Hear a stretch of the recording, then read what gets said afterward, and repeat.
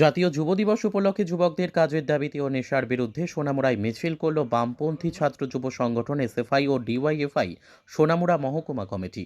CPIM Sonamura অফিসের সামনে প্রথমেই স্বামী বিবেকানন্দের প্রতিকৃতিতে মাল্যদান করা হয়।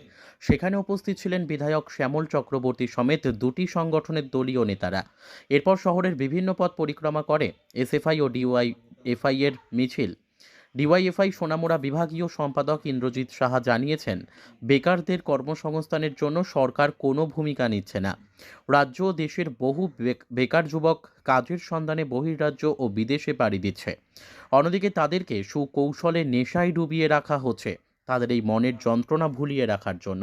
আমাদের আজকের এই বিশ্ব যুব দিবসে আমরা মনে করি আমাদের কাজের দাবিতে রাজ্যের বহু অংশের বেকার যুবক, ভারতবর্ষে বহু বেকার যুবক কাজের জন্য বিভিন্ন দেশে এবং বহির্রাজ্যে পাড়ি দিচ্ছে, কিন্তু আমরা দেখছি সরকারের কোনো ভূমিকা নেই। বহু বেকার যুবক কাজের দাবিতে বিভিন্ন রাজ্যে ঘুরতে গিয়ে কাজের সন্ধানে লাশ হয়ে ত্রিপুরা রাজ্যে ফিরে আসছে, কিন্তু সরকার সেখানে কোনো ধরনের কাজের জন্য কোনো ভূমিকা গ্রহণ করছেন না। আমরা মনে করি গোটা রাজ্যকে নেশায় আসক্ত করে নতুন প্রজন্মের ছাত্রছাত্রী বেকার যুবকদের, নতুন প্রজন্মের যুব প্রজন্মকে শেষ করে দিচ্ছে রাজ্য নেই নেশার রমরমায়। আমরা মনে করি এই সরকার এই অবিলম্বে নেশা রমরমা ত্রিপুরা রাজ্যে বন্ধ করতে হবে। Bureau report, news daily Bharat.